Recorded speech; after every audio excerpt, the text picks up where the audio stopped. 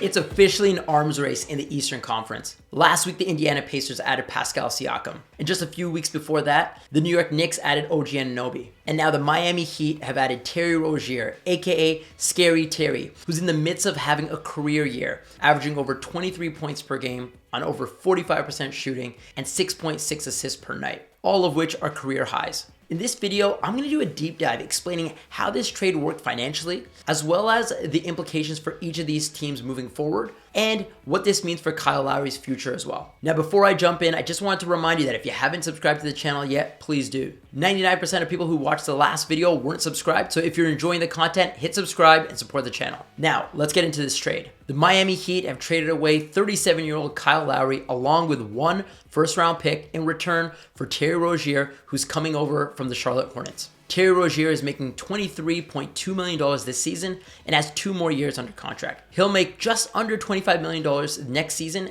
and $26.6 million in the 25-26 season, although currently only 94% of that is guaranteed, which works out to around $24.9 million guaranteed. However, he does have a chance to make it fully guaranteed if he plays 70 games and his team makes the second round of the playoffs, which is a lot more realistic now with him being on Miami. Rozier will also become extension eligible this offseason. And for the Charlotte Hornets, they received Kyle Lowry's $29.7 million expiring contract along with a first-round pick. Now, Lowry can actually be retraded between now and the trade deadline. Charlotte just isn't allowed to aggregate his salary with any other salaries. Now, Woj reported that the Hornets have no immediate plans to work on a buyout for Lowry and are going to try to work out a trade for him before the deadline, but that won't be easy because at his current salary, he'd have negative value. If the Charlotte Hornets are looking to move Kyle Lowry, one potential option would be if the Charlotte Hornets want to get in the mix for a player like DeJounte Murray. They can definitely do so by sending out Kyle Lowry and attaching some draft capital with him. That trade would work because Kyle Lowry's salary would be enough to acquire DeJounte Murray on its own. However, if they want to use Kyle Lowry's contract to try to acquire another player like a Zach LaVine, for example, unfortunately that wouldn't work. And that's because Charlotte can only use Kyle Lowry's salary to take back a salary worth just a little bit more than $37 million, whereas Zach LaVine's contract is over $40 million. And since Charlotte can't combine Kyle Lowry's salary with any other player, they're capped at that number that's just slightly above $37 million in terms of the incoming salary that they take back. So even though Charlotte is putting it out there that they're not looking to work on a buyout for Kyle Lowry at this time, I still think the most likely path for Kyle Lowry is for him to come to terms with Charlotte on a buyout and then most likely end up signing with a playoff contender looking for a backup point guard. Now, since Kyle Lowry's salary was above the non-taxpayer mid-level exception amount, which is around $12.4 million, that means that no team that's above the first apron will be allowed to sign him. And that's a new rule that was implemented in the recent CBA. The current apron teams that would be ineligible to sign Lowry are the Golden State Warriors, the Los Angeles Clippers, the Boston Celtics, the Phoenix Suns, the Milwaukee Bucks, Denver Nuggets, and the Miami Heat that wouldn't be able to sign him anyway. However, that doesn't mean that there aren't other good spots. There are still a few very interesting spots that Kyle Lowry could definitely land and help. Some potential interesting spots for Lowry to end up with are the Philadelphia 76ers, the Los Angeles Lakers, or the Minnesota Timberwolves. Now, let's go back to that draft pick that Charlotte got from Miami, that 2027 first round pick, and take a deeper look at the details of that pick. So basically, it was reported that Charlotte would receive Miami's 2027 first round pick. However, in actuality, Charlotte will get this first round pick 2 years after Miami fulfills their obligation to OKC. You see, Miami owes OKC a top 14 protected first in 2025. And if that pick doesn't convey in 2025, it rolls over to become an unprotected first in 2026. So depending on when that pick is fulfilled to OKC, 2 years after that is the first time that Miami will be allowed to trade another first round pick. If the first year ends up being 2027, then that first round pick will be top 14 protected. And if it doesn't convey then in 2028, that first round pick will go from Miami to Charlotte and be completely unprotected. Now, teams can't trade picks in consecutive years, but Miami's kind of found a workaround here where when you're looking at their draft capital page, it looks like they're trading picks in consecutive years. So the way that Miami structured these draft picks is that the only way that they lose a high draft pick, which is between number 1 and 14, a lottery pick, is if they miss the playoffs in consecutive seasons. You see, in the 2025 season, if If they miss the playoffs, then that draft pick will be between number 1 and number 14, but they would keep that pick. If they didn't miss the playoffs that season, then their obligation to OKC will be fulfilled. They'll get their pick between 15 and 30. Now, if they miss the playoffs, then that pick rolls over to the following season in 2026 when that pick is unprotected. Well, in order for that to become a high draft pick between number 1 to 14, that would mean that Miami would have to miss the playoffs again. And that's what they're assuming is not going to happen. And the same thing would happen again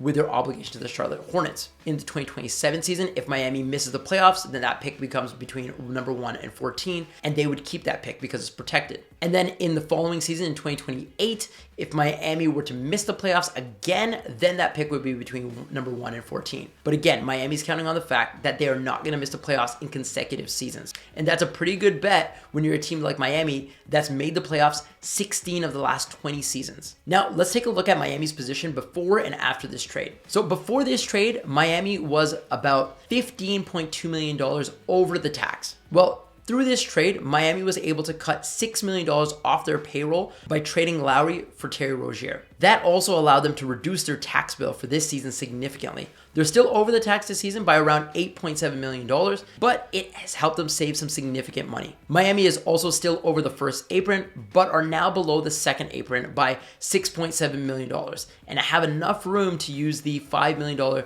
taxpayer mid-level exception if they want to use it to sign someone. With this move, Miami also saved around $15.4 million in their tax bill. Before this trade, Miami was looking at a tax bill of around $29.4 million, and now that's gone down to around $14 million. So they were essentially able to upgrade at point guard and reduce their tax bill at the same time. Now let's take a look at Miami's position moving forward. This graphic here shows Miami's position right now for the 24-25 season. And this graphic here assumes that Caleb Martin will opt out of his $7.1 million player option, and everyone else that has a player option will opt in. Now, although they were able to reduce their tax bill for this season, Miami added about $25 million to next year's payroll. And now they're not only projected to be a tax team next season, but also over the first apron. By taking on that extra salary, if Caleb Martin opts out of his player option, it's going to make it very difficult for Miami to find room to pay him and stay under that second apron. So this Rozier acquisition could potentially cost Miami Caleb Martin this summer. So that's something to keep an eye on. And since Miami is projected now to be over the first apron next season, let's take a look at what exactly that means. So one of the penalties to first apron teams this season is that if a player is waived that was making more than the non-taxpayer mid-level exception, a team over the first apron is not allowed to sign them. And that penalty continues next season. But there are also two other rules that start kicking in next season. One is a rule that's going to make it a little bit harder to execute trades as an apron team. So right now this season, if you send outgoing salary, you can take back up to 110% of the salary that you sent out. Moving forward for next season, that becomes 100%. So if you send out $30 million in salary, you can take back only up to $30 million in salary. And number two is that first apron teams will not be allowed to use a trade exception that was generated in the previous season. So that $6.4 million trade exception that Miami generated from this trade will immediately expire at the beginning of next season if they're over the first apron. And because it immediately expires, that means even if Miami gets under the first apron at a later time, that trade exception won't be restored. It's gone permanently. Now let's take a look at things from Charlotte's perspective. From Charlotte's perspective, there's no real significant impact to this season's cap sheets. Charlotte is now hard capped at the first apron because they took back over 110% of the salary that they sent out, but it doesn't have much consequence as there's still $30 million below that apron line. Charlotte also currently still has 0 open roster spots, but if Lowry is eventually bought out, that would open up 1 roster spot for them. Now, when we look ahead to the offseason, it does get interesting because Charlotte did offload about $25 million off their payroll and now have the ability to create around $45 million of cap space this summer. Now, these numbers assume that they land the number 4 pick in this year's draft. If they land elsewhere, that cap space will fluctuate a little bit. Now, as we know, Charlotte is not necessarily a free agent destination, so it'll be interesting to see if they try to make some moves to acquire some other pieces before this year's trade deadline. Now, let's take a look at the trade math. From Miami's perspective, it's pretty straightforward. Lowry's $29.7 million salary goes out, and since Rozier's salary is less than that, it creates a trade exception for them equal to the difference difference in their salaries. Miami now has a trade exception worth just below $6.5 million, which means that they can take back a salary worth the amount of the trade exception plus $250,000. And from Charlotte's perspective, if Lowry's salary fit within 110% of Rozier's salary, they wouldn't have become hard capped at the Apron. However, that didn't work, as you can see here. Terry Rozier's salary times 110% would allow them to take back $25.5 million. Since Kyle Lowry's salary is much higher than that, that didn't work. So since the gap was too large between Terry Rozier and Kyle Lowry's salaries, Charlotte instead had to use the trade math that's only eligible to teams that remain below the Apron. And with the expanded leeway, Charlotte was able to successfully take back Kyle Lowry's salary. They sent out $23.2 million in Terry Rozier's salary. They were able to take back 125% plus $250,000, which allows them to take back up to $30.7 million, which was enough to take back Kyle Lowry's $29.7 million.